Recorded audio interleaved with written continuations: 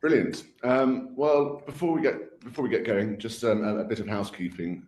We're trying a new format for this one, so do bear with us if it doesn't work out. I do apologise, but we want it to be a bit more interactive. So rather than kind of wait until questions at the end, please do drop your questions into the chat as and when we go. And then we're going to invite you onto the panel to ask the question. So please do make sure your video is turned on. You'll get a request from my colleague Ed, and it will say, accept panel. You'll join. Please do ask your question, or any kind of strong comments or thoughts. Please do obviously, engage with Mike and Suki, and then we'll take you off again before we move on. We do have a number of prepared questions, but we'll see where the conversation goes. Obviously, any problems, do let one of us know. But I'm just going to briefly hand over to my colleague, Ed. Hi, everyone. And just to reiterate, Sam, thank you so much for joining us for this latest housing event that we're running here at Nurole. I can see already in the participants that there are some returning attendees and then some new members as well. So really lovely to have you with us. Just before we kick off, we just want to say a few words about Nurole and who we are and what we do. I'm sure for many of you this is old news, but for some it might be a little bit newer. At the core of what we're trying to do here at Nurole is really to open up the process of finding board members. And yes, that does mean greater diversity, and yes, that does mean greater diversity of skills and perspectives. But really at the core of what we're trying to do is make board roles more visible, because as I'm sure many of you will have experienced, most people throughout their board career will have an experience where they will see on LinkedIn someone has been appointed to a board, and you'll think, oh, I would have loved to apply to that. I just never knew about it. I never got the chance to even put my name forward. And really it's the same often from the point of view of the board, that however many individuals you might see or might have been contacted, 20, 40, 30, 40, 50, there is always going to be the case that there will be more individuals beyond that group, either within the housing sector or further afield, who could be a great fit for a role, but just haven't had the chance to apply. And ultimately, that means that you're not seeing all the great candidates that could be out there that could really sort of contribute to your board. So ultimately, that's what we're trying to change. We won't go too deeply in terms of how we do it, but obviously if you're interested in finding out more, do reach out to myself or Sam. We've had some really exciting board roles we supported recently with the likes of Asta Group and BPHA. We've got a couple of roles on the platform live at the moment with East End Homes and Connexus, as well as other sectors that are looking for housing expertise. Actually, we've done a really exciting role with NHS Property Services recently, which was looking for facilities and housing background. So do reach out if of interest, but I won't prolong it further than that, and to hand back to you, Sam. Thank you, Ed. So we'll just get going. We'll start with the broad question, obviously. Is board remuneration at the right level in terms of the non-exec fees? Fees haven't changed very much over the past few years. Housing associations are becoming increasingly complex. There's an ever-increasing level of regulatory scrutiny. There's they're much more in the public image as well now, with things like the damp and mold issues, added to which there is increased competition from the ever-increasing number of for-profit providers. So the basic question is to Mike and Suki, is the board remuneration at the right level? And if not, what should it look like? I will throw it out to Mike or Suki, whoever would like to go first. I think Suki, maybe if you lead on this. Well, thanks, Mike. Just to everybody, is my voice sounding louder? I've changed the settings. Is that any better? It's still quite faint. I don't know how it is for everyone else. I'll speak up at the risk of shouting, which I apologise for anybody who's got different speakers. So for me, it's not about saying our salary is high or low. It's about saying, where are we in the context of the type of people we want to recruit? Clearly, we have a very, very good following in social housing. It's a relatively big sector. It has a lot of people that have lots of experience in it. So being able to attract people from within the sector works relatively well. Trying to attract broader talent, as Ed was talking about, becomes much more difficult, because you want to make it interesting, both from a point of view of social impact and adequately paid to be able to get those people's curiosities up. And I've had a whole range of people who would say, I don't need any salaries, this is something I would do for free, to the other extreme where people would say, I don't know why you bother, this is a huge amount of work, and why would you take the risk on something of that nature? So there is no hard and fast rule. But if I look at the things that are going to be critical to our sector in the future, then there are some categories. The consumerization, the whole customer service aspect, we need to attract people with consumer goods background who understand and really have worked through this category their whole life. They're generally much tougher to recruit. The AI and transformation in IT particularly, I think, is something that is much more important for us as a sector to recruit. And again, they're even scarcer, and trying to recruit those ones with the right conceptual as well as the mechanical aspect is really quite difficult. So if we're going to do that, I think we need to increase our salaries. If we're going to increase salaries for them, then we've got to increase them for everybody, and that makes a difference. And from a more senior role point of view, the risk profile, as Sam has said, is increasing. Therefore, again, that's important. But having said that, it's nowhere near the risk profile of, say, NHS, which is much more of a frightening category. Mike. Yeah, and I think, Suki, that issue about the NHS is a good one, because for me, it's been one that I just think the risk-reward balance there is completely, for me, unacceptable. So I would not look at an NHS trust role, because the time requirements are really significant. The pay is actually much lower than I think is delivered in the sector. But I'd echo the points that you make there and add a couple more, actually. I think one, it is relying, I think, at the moment on people being able to accept what I think is a relatively low fee for a job which requires a significant amount of input. And therefore, it's much more challenging to actually attract people, one, from other sectors, because I think it's when I went for my first role as a chair, I was the only person on the shortlist that didn't come from within the sector. And when I was approached by the by the headhunter, I said, look, if I'd have seen this job advertised, I would not have given it a thought. For the combination of the sector, which I didn't really know much about, and the salary, which was sort of okay, but not something that would make you go for it. So I think what it does in where it is now is it does those things that you've outlined, Suki. But I think in terms of broader diversity, it really ends up focusing on people who can afford not to get a full fee for the role. And therefore, I think it makes it much more challenging for people at an earlier point in their career, people that maybe come from more diverse backgrounds as well. So I think it makes getting diversity right within the organization in every way whatsoever. I'm not just talking about ethnicity here. I think it makes making diversity move up the agenda more challenging, because for certain people, particularly as they're going in the start of their careers, they don't have that ability to say, well, I'm going to give up some of my time and my holidays, and I can accept a much lower fee for that. So I think that's one of the reasons, one of the challenges, I think, and again, Suki and I were talking about this very briefly, it's not just the issue of the salaries of our executive colleagues that our customers find noteworthy. I had one of my sort of customers say to me, you earn a lot of money, don't you? And I think the key thing I had to respond to on that is, well, yes, I do. You know, it's certainly above the average salary for a full-time role that I earn. Do I think it's enough? Frankly, probably not. Where we are now, though, is it's quite challenging to do something about it once you're in role. But perhaps that's something we can come back to. But I think it's something that the sector does need to look at, both in terms of getting talent from outside the sector and in making sure that talent is diverse in all sorts of ways as well. Because what you don't answer the question of is if people say, well, we can still fill our vacancies and we're not paying any higher fees, or we're not paying any fees at all. It's not answering the real question, which is, who could you attract, though, if you did do that?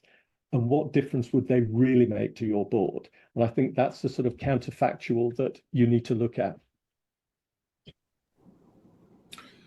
Very, very interesting. And kind of building on that then, in terms of if kind of you're both in agreement that it should kind of go up, at what level do you think is acceptable? Is this a conversation that you're kind of actively having around the board table?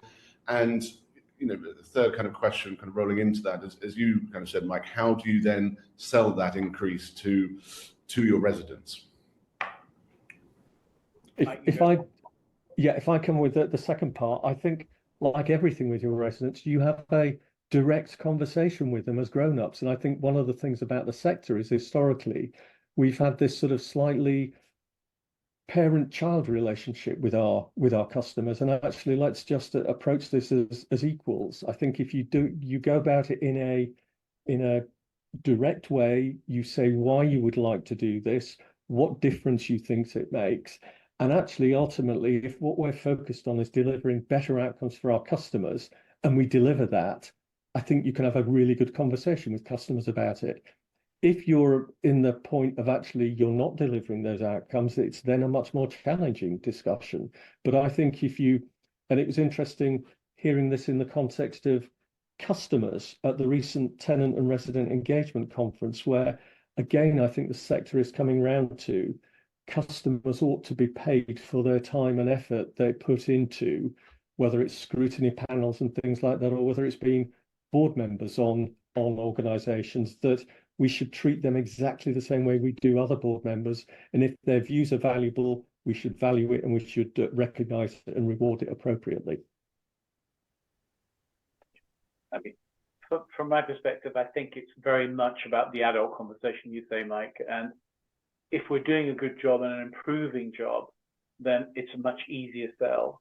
From a perspective of what are we doing about it, Sam, I think it's far harder as the chair to lead that discussion because it's self-interested. And it's much easier if that conversation is brought in from elsewhere or during the recruitment process. I've always said that I think being a chairman in some ways, because you're building consensus, it's the last time to be able to lead on things like this nature, because it just isn't, it's a self-interest, that's all there is to it. So I think that becomes very complex in that regard.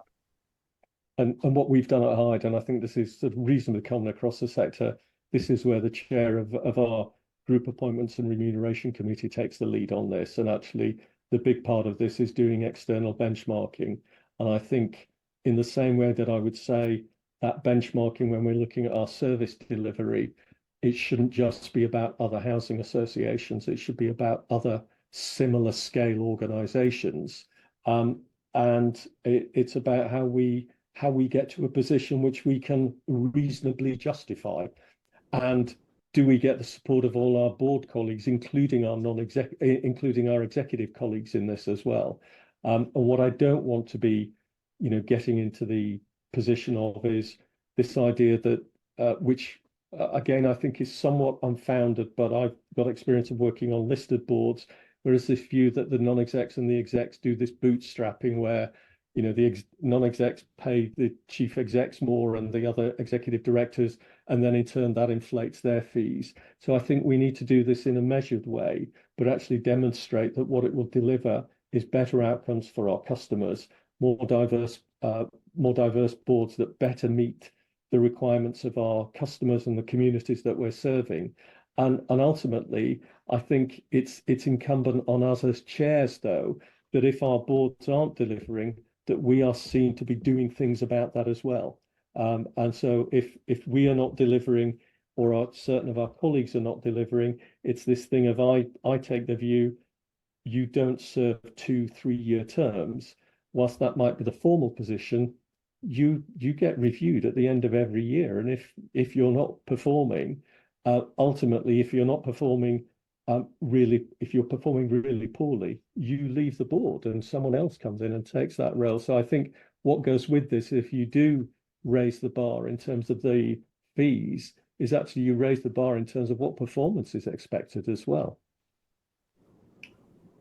No, totally agree. I mean, I think, I'll just follow on one question, then we've had a lot of questions, so I'll hand over to Ed. But obviously I can attest that, I obviously do headhunting for real estate boards as well, where if you look at the day rate, it's probably about 5 times, if not more, because obviously they're quite day heavy in terms of housing association boards. But in terms of then where do we go from here? Do you think it just takes one or two to start the ball rolling in terms of, how do we get to NEDs being, I suppose paid higher rates? Suki, can I maybe just give an example recently that came up for me, which I found quite interesting, which was, it was a G15 around over 100,000 homes, which was going for the chair. I think it was around 37,000 pounds a year, saying around 24 days a year. That was actually less than I'm getting now as still a G15 member, but about half that size. And then looking at a smaller housing association based up in the north of England, where they were saying it's around, I think around 10,000 homes, but they were looking for 40 days a year and £11,000. And again, I think that day number is about right. I do not see how you can be chair of a large organization on 2 days a month. I just don't really think it works.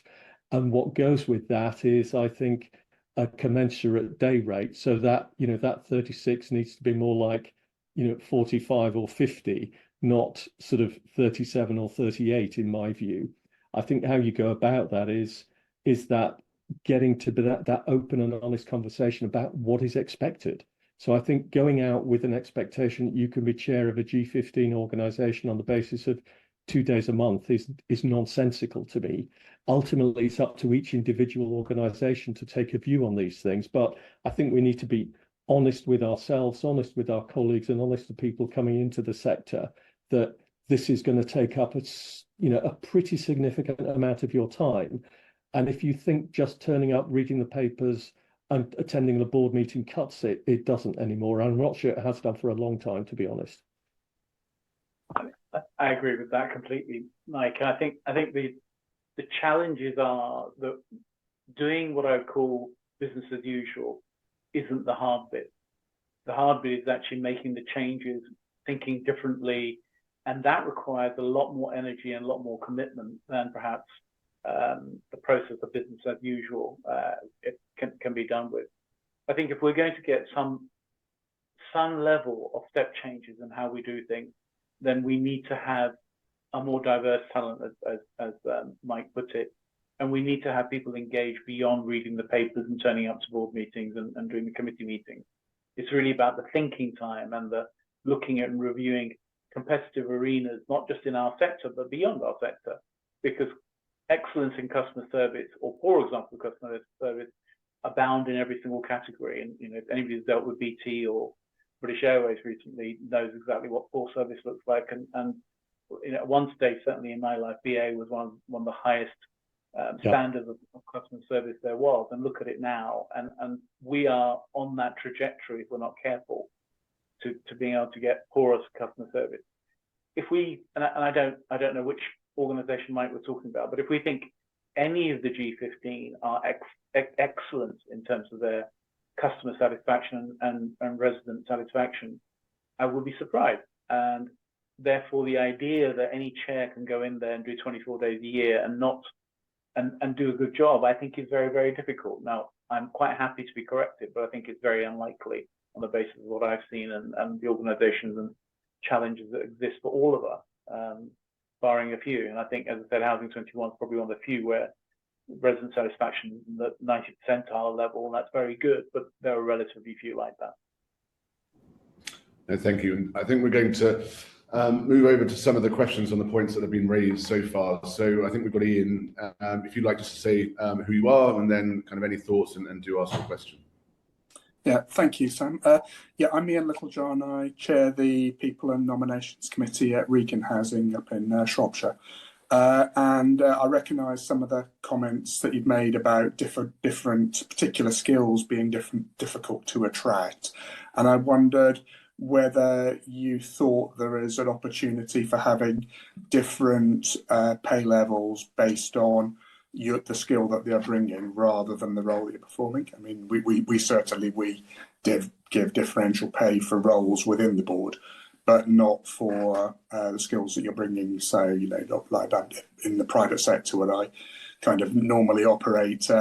we have special pay scales for technical people, for example, and recognise that they're in effect a scarcer resource. And I wonder whether you saw that as something we should be doing in housing boards. Mike, should I go first? Yeah, please. So I think the principle of a board is that everybody's equal. So I find that just from a conceptual point of view quite difficult to be able to put into it. If they have different roles, then that's clearly a different matter. But I think if they're non-exec directors with the same sort of capacity and same sort of capability in terms of making an impact on the business overall, I personally would struggle with saying we can pay people who are from specialist skills different ways. I think what we'll resort to in the absence of being able to raise these things is that we'll end up paying consultancies a lot more, because boards will need those specialist opinions and specialist services, and the consequence is that actually we'll end up being less commercially efficient, because we'll pay far more to a consulting company than we would if we had that expertise on the board in terms of being able to make that judgment. But I think the principle of paying different people different levels of salary without a different role, I personally would struggle with, and I think most people would. Yeah, I'd absolutely echo that. I think you pay for the NED, then you get if you're the chair of a committee, you'll get an additional role, you'll get an additional fee normally as well. But I think looking at those special sort of fees that you might pay someone in an executive role, I don't think translates well into the NED environment and getting everyone to feel. And if we get onto onboarding, I'll talk about this, because it is about getting everyone to feel they contribute across the piece and not just on their specialist area of expertise as well. That's how a really well-performing board works, is by everyone feeling they can contribute across the piece, not just on their specialist area. Thank you. Brilliant. Ian? Yep. I think we've got a next person. No, okay. They haven't popped up yet. So just bear with us. What I mean, like kind of we have touched upon it, but what's your, obviously saying that the fee isn't where it should be. But what do you say to those that do argue that actually they shouldn't be paid at all? It should be like a charity board, like the chair of Oxfam. What do you say to those individuals who say actually we don't think non-execs of housing, they should be doing it for wanting to, I suppose, give back and for the greater good of society than earning a fee? If maybe I give something on this first of all, Suki. One, whilst in a way we are charities, we're generally set up as community benefit societies, and actually we're actually delivering an essential need. We are doing that with lots of well-trained staff, delivering functions and channeling lots of money that is given by the state into this. It therefore requires lots of skill. It requires high levels of risk in terms of our personal capacity. I think if you look at what happened at Rochdale Borough-wide Housing, the challenges there are really significant. I'd say if people in particular organisations feel that they can continue to perform the function that they want to do well without paying, I think that is entirely up to them. I would say in the roles that I see in the larger housing associations, I do not honestly believe that is possible. We are delivering really large services to tens, if not hundreds of thousands of customers. And actually we're delivering, I think, a really good value for money. And essentially value for money is the important thing, not the cost of something. And I'd say sometimes you do get what you pay for. I think my addition to that is, if we look at charities can be divided into different categories. So if we look at those that have a high degree of volunteers, I think there's a good basis for saying in those organizations, salaries are low. And they're low, by the way, for executives, they're low for non-executive systems. That's a very different sort of charity setup to ours. Ours are social enterprises. These are businesses that are legally set up as a charity or a community benefit company, as Mike said. And really, if we're looking at other sectors, then typically an NED gets more than roughly 10% more per day than what a senior executive gets. The chairman gets typically 10% more than what the chief executive gets on a per day basis. And that's kind of a rough rule of thumb that people use, because we're supposed to be managing those people. And it's important that those people look up to their board and don't see them as being junior people that they can manage, frankly, in the round. Brilliant, thank you. I think we do have another question now from Louise, so I'll hand over to you. Thank you very much, Mike and Suki. So my name's Louise Wilson. I had two questions, if I'm allowed to be cheeky. The first one was, what's your view on the benchmarking, therefore, for NED salaries? So if we're seeing the demands, the scrutiny, the skills, the diversity needed, it appears to me, being newer to the sector, that most of the benchmarking is done within the sector. Do you have a view that we should be benchmarking differently? And in your organisations, do you benchmark? Do you use the same methodology for your executives? So do you use just housing benchmarks for your executive pay, or do you use outside of sector? And do you think we should be doing the same or differently between execs and non-execs? That was my first question, if that's okay. Suki, do you want to go first, and then I'll follow up? Sure. So two things. What are we doing currently, and what do I think we should be doing? and in a sense, what I think we should be doing is not necessarily what the board's going to do, because one of the points I made earlier is that chairs build consensus, and chairs don't lead. By and large, my opinion is last on anything I'm chairing, and by then consensus may already have been reached, and so it's much harder to influence. So I think with that caveat in mind, I would absolutely prefer that both on executive and non-executive salaries, we should be benchmarking for people with the sort of skills that we want, and that should be both outside and inside of the sector. If we're going to make a change, benchmarking within the sector is not going to create that change. By and large, it's basically looking inwards, and that's not a good idea when we're looking to bring in different sorts of skills and parameters. So my view is, yes, go outside the sector, and two, it's crucial to look at skills rather than similar roles. I think if I read in the comments, there are quite a few people who are saying, actually, we're comparing apples with pears anyway when we're benchmarking. Mike. Yeah, and the only thing I would add to that is, again, I've got quite a bit of experience in the quoted company sector. And again, I think if you look at the scale of business that I chair at Hyde, we'd probably be a FTSE 250 company. And actually, if you look at some of the really big ones, they may well be on the verge of a FTSE 100 company.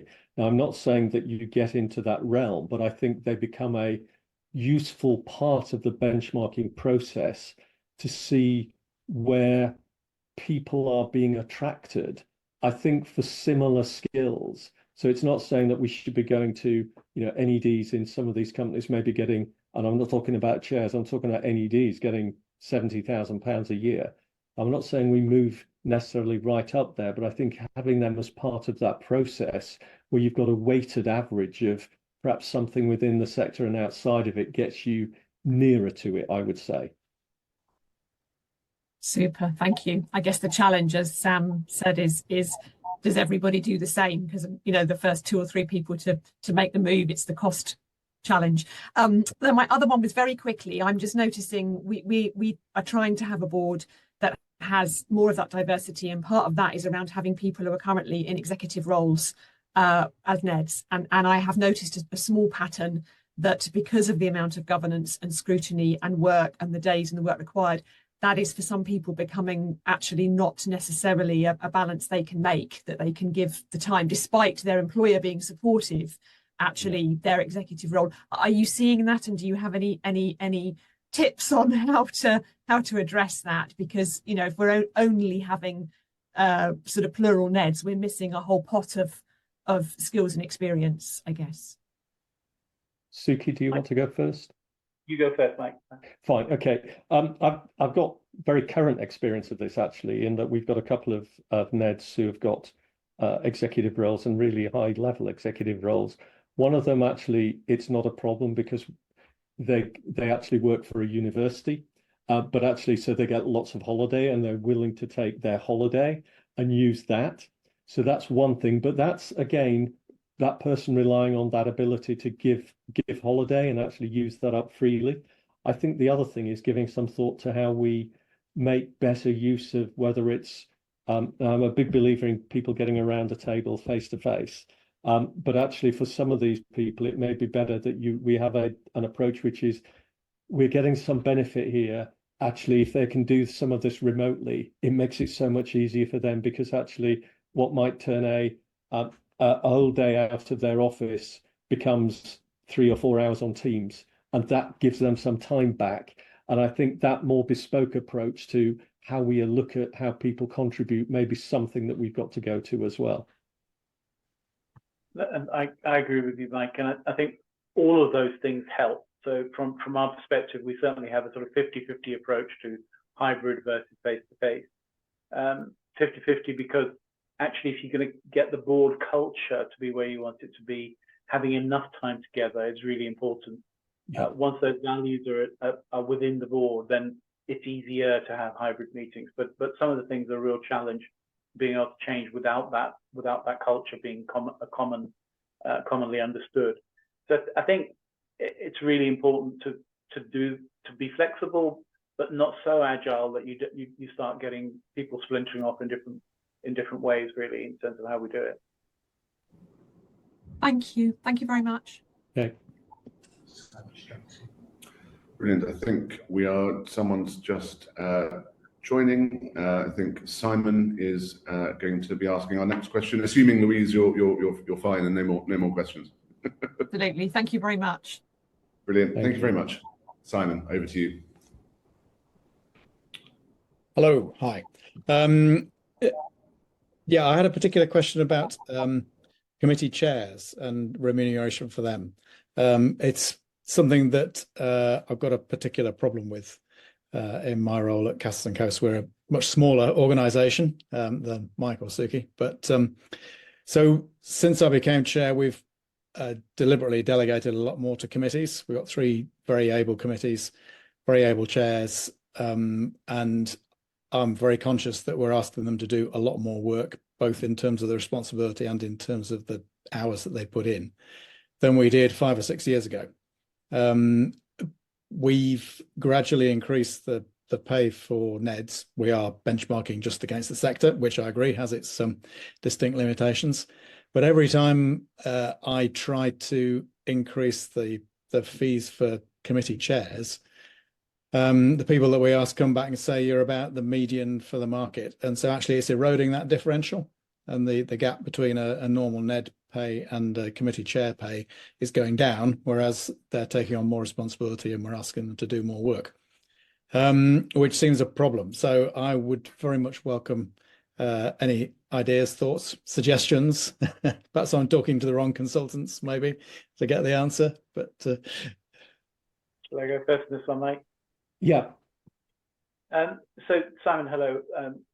So my thoughts are that if you try, when you're benchmarking, to look at it on a per day basis or a per half day basis, then as you increase the responsibility and the time people are required, it becomes a much easier, much more logical argument to say, we're asking these people to do more, therefore it's reasonable to have them pay more in that basis. Most committees I've been on don't do that, or most boards I've been on don't do that, and therefore there is a kind of a discomfort, because even though we ask them to do more, the discomfort to say suddenly we can pay them more on that basis. But certainly I'm trying really hard to say this is the number of days, this is per diem, if you like, that equates to that's reasonable. And then if the number of days increases, then that should go up. That doesn't mean to say if you have a short-term crisis or short-term issue, everybody suddenly gets paid more, because otherwise people invent crises. But it does mean that there's a natural role there in terms of what happens. So that's my suggestion. And I'd absolutely agree with that. And I think Suki highlighted a really important point there, which is that you're not enabling these people to create the number of days that they work. You are setting it as a board for what that committee does. But if you look at it on a per day basis, it gets around that issue of you make this pertinent to you and your organisation. And I think you've then got, a really good way of justifying that. excellent advice. Thank you very much. I will go do it. Brilliant. And I think Ed is just admitting another person to ask a question. As expected, it's a very popular subject. It's something that has been relatively divisive in the past with a range of views, but obviously I think it's clear both Mike and Suki are in agreement that we're not at the level it should be at the moment. And obviously, if we have time, maybe revert to that. Well, how do we get to where we want it to be? But I will hand over to Lara if she would like to introduce herself first. Good evening, everyone. My name is Lara Iadele. I happen to be a colleague of Suki's on Housing 21 board, and what shall I say, a graduate of Nurole recruitment, etc., etc. But anyway, I'm not sure I have a question, but I'll just say the three things I wanted to say. The first one I put in the chat, which is traditionally we know that charities don't pay their trustees, but I've been working with charities lately that have actually decided to start paying because they're struggling to find not just the caliber, but the people who have the time and the commitment to do the same amount of work that we do for nothing. So, and the people I coach for boardrooms, I tell them your commitment as a board member is no different whether you're paid or unpaid. You still have the same amount of committees to go to and board papers and all that kind of stuff. So it's interesting that the charity sector is now starting to think of paying trustees purely because there is such a shortage of trustees out there. And it's interesting that the larger charities are not doing so because they can rely on their prestige. So organizations like Shelter, Oxfam, Save the Children, probably don't need to consider it because the kind of person who wants to apply for that role, I guess is doing, I could be wrong, but there's a certain prestige associated with being the chair of those kind of organizations. So they're not the ones who are thinking of paying, ironically enough. And the last point I'd make is someone made in a WhatsApp to me just now, but doesn't want to go on camera. So I'll say it on the person's behalf, which is there are a lot of people out there who would do what we do for half the money or none of the money because they just desperately want to get into the boardroom. But because of this prerequisite that you have 30,000 years of experience and you have to have whatever the definition of gravitas is, don't feel that they'll get past all the different hoops to get into a boardroom, especially a housing boardroom, but are passionate about the work that we do and would do it for less. So on one hand, we want to pay more. And on the other hand, there are people out there who are passionate about the sector, but probably can't get through the different recruitment processes or aren't registered with the right recruitment agency. So please register with Nurole. They haven't paid me to say this, etc. Anyway, so those are my 3 points. Okay. Thank you. I'll send you the champagne later, Lara. Thank you. Yes, thank you. Sam, could I give a response on the last point of that? And one of the things I think about onboarding that's really important is that and this starts when you're recruiting, which is if you put in the recruitment, current experience not essential but welcomed, you're automatically, I think, saying to people, if you don't have it, almost don't apply, because lots of people that do are going to come before you in this. So I think being genuinely welcome about people who are new to being an NED is an important part of it. And then when you go through that onboarding process, it's actually then saying, this is a genuinely two-way event, that we want new people coming in with no NED experience, not to mold them as we want, but for them to give us the input so that we can change as a board as well. So it isn't about making those people fit us, but actually both of us are changing so that we both get better as a result of it. We get their experience, we give them the experience of being on a board, and we both become better as part of that process. Okay, and so thank you, Lara. You said that very elegantly in terms of the way you challenge those things. So I appreciate that. I think companies or charities like Bupa and Nuffield have always paid quite substantially for their non-exec directors and their chairs. So they paid their straightforward non-exec directors well into the 30s, maybe the 40,000 a year, and that's been the case since I can remember. So I think they are charities. They're substantial charities, and they are in the care sector in some way, shape, or form. So I think that's an important dynamic to have.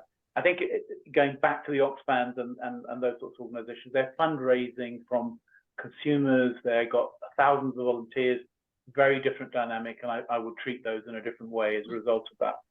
I think when it comes to the people who are really passionate and really want to do a job, there's a strength in having those people in an organisation, but there's a real weakness in having them in an organisation, because you will not get the objectivity and the clarity that you need when you have that sort of thinking. And in the same way that I am not for having residents be 50% of boards, I'm not for those people who are very, very passionate to be a very high percentage of a board either. Any board, doesn't matter whether it's this sector or this category, because it just doesn't work. It means that they can't be objective and answer the things in the way they want to achieve. And finally, it goes back to the point that I keep trying to make, which is ultimately we're there to try and get the best people to do the best jobs to create a difference in the organizations that we're running. To keep them as business as usual is relatively straightforward. But the next few years for this sector are not going to be business as usual. Interest rates are not going to come back down to the 1%, 2% mark, not a chance. We're not going to have lots of money being available to central government to be able to fix the issues that we have.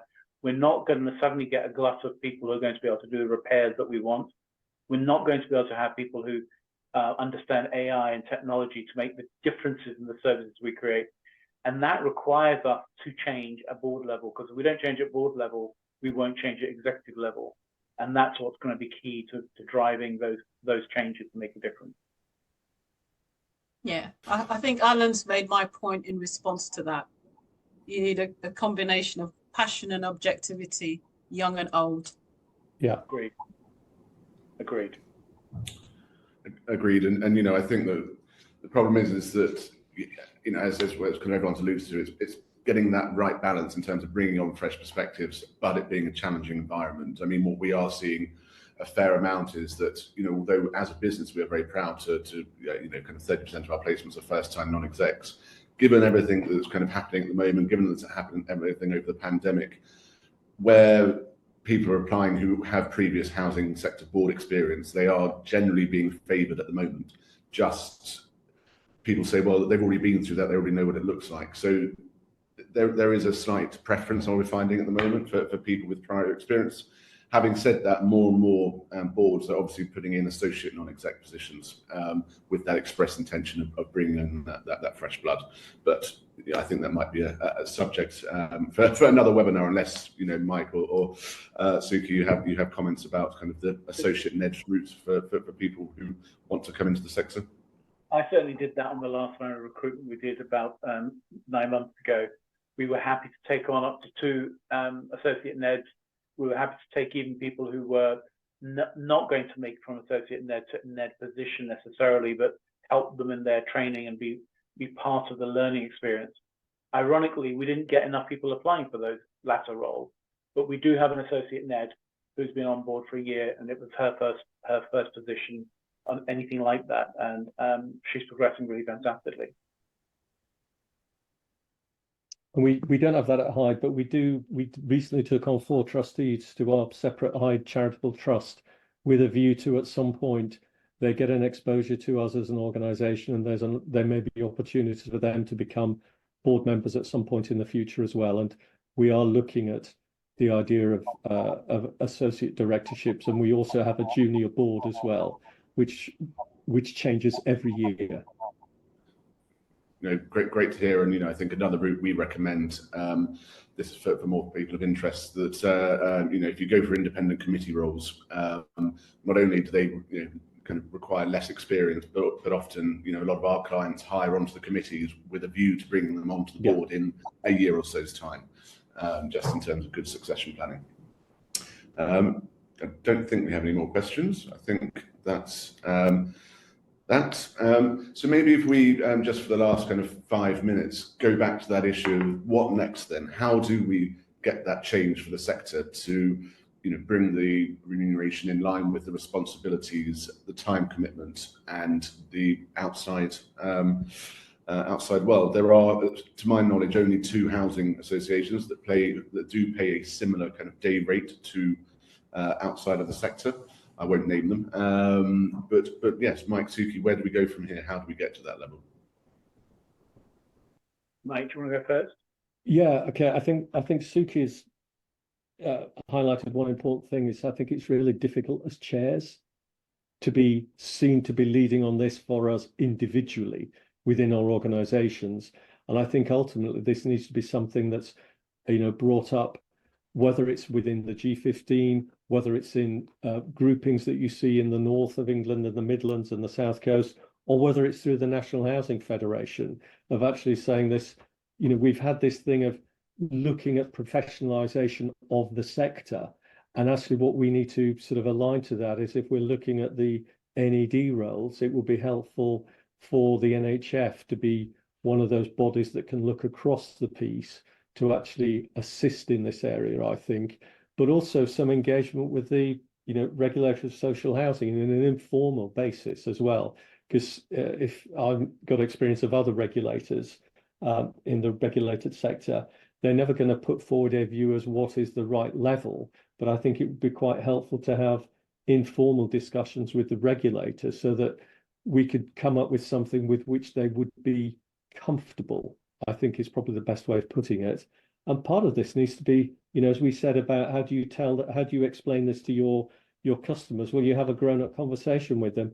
It's the same with everyone out there. And that I think means having a grown-up conversation with the political parties on this as well. And what we don't want to see is that they come in bashing us for paying the right reward for the right people to deliver the right outcomes for our customers. Ultimately, that's a great thing to be doing. And actually, we want them to be aligned with us on that, not throwing things from the side on that. So again, I think that broader engagement at a sector level and with the political parties would be helpful. I think it's a really tough question, Sam, because and I agree with Mike and what I said earlier, we as chairs can't lead on this discussion. All we can do is facilitate the right conversations, the right benchmarking, a broader sense of it. So I think influencing people who are doing benchmarking, for instance, could be one area to say, look at these skills, look at these different parameters and where we're going. Our risk profile changing will definitely have an effect on it independently because there'll be a shortage of decent quality NEDs, and that will make an impact in terms of what people need to do. I haven't seen any impact. I know one of the two organisations you mentioned, I don't know the second, but I haven't seen anybody saying anything negative about that particular organisation, and they've been paying roughly double or a bit more than double for a number of years. And I don't think the regulators said you shouldn't be doing this or anything of that nature. The regulator would only say, in my opinion, the regulator would say that's for you to decide as what you're in your reputation. And I think that's an important part of it. But the key thing is being able to, as Mike says, have that grown-up conversation that says, this is the role, this is the kind of person we want, and this is what we need to pay on the basis of this evidence. And that evidence needs to come from the people committee or the governance committee or whatever you want to call it, rather than from the chairs. And that's really important. Could I just add one point, which is perhaps relevant, seeing as this has been hosted by a recruitment consultancy, is actually, I think, individually for us to go back and say, we don't think this is an appropriate remuneration for this role. Thank you very much. And I think that's an important way of feeding back as individuals into this when people are looking to fill new roles, that when you look at the time commitment and the risk, sorry, but it doesn't seem to match up for me, and feed that back through recruitment consultants to the customers. And that is a regular feedback that we do have to kind of get back as to why people weren't interested in that role. Yeah. And indeed, funny, I mean, it's a completely different level, but actually we have a similar conversation with listed directors who, obviously their fees are, far higher than in the housing sector, but they're saying actually for the kind of amount of scrutiny and work we're having to do and the liability, the 60,000-70,000 is not enough. But again, that's a wholly different matter. And I mean, that just brings back in terms of timings. You said kind of having conversations with the regulator, pushing back, on jobs, saying that's not high enough, and saying, engaging with politics. Is this year, with a potentially a new government coming in, is this the year that kind of housing, look inside and say, actually, let's go and increase the fees? if I just give a view, I mean, I guess the thing we need to be leading on at the minute, I think, with politicians is how do we deliver for our customers? And I think fees have got to come after that. I think there's been so much rhetoric about what needs to be done in the housing sector. You know, Hyde came about because of Cathy Come Home in the 1960s. The housing crisis hasn't gone away. It's actually got worse in the intervening period. So I think we need to deliver on that. And then when we're seen to be delivering on that by our customers and by the government of the day, I think then it's those building blocks we need to be building quietly behind the scenes so that we can come out on that.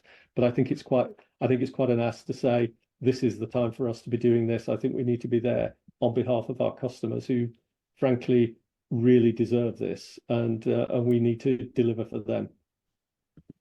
Yeah, I 100% agree with you, Mike. And I think it's all about showing our metrics in the areas that are critical and important from the regulator and from politicians and from funders who would say, are you improving the social purpose areas that you're set out to achieve?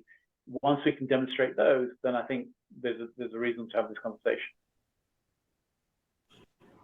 Brilliant. No, thank you very much for all of those. I don't think we've had any more questions.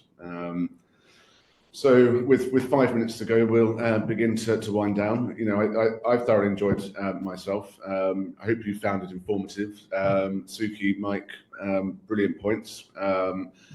I will let you kind of say final words in a second. In terms of the format, we sent around a recording of this probably tomorrow. Please do respond with your thoughts, you know, any topics for future housing events, or indeed if you would like to be a panelist yourself, then do let me know. But I will let Suki and Mike say final word, and my colleague Ed, and then we'll let you off with a nice evening, hopefully. Suki? So I think in summary that yes, we need to have a higher salary to attract and the true word of diversity. I think Mike said it best. True sense of diversity to attract a more diverse audience to our positions and the roles that we're looking to perform in. However, a wholesale step change without some other improvements is probably not what I would advocate on a personal basis. And I think the only thing I'd like to leave sort of colleagues with on this one, again, thank you to the team at Nurole for inviting me onto this.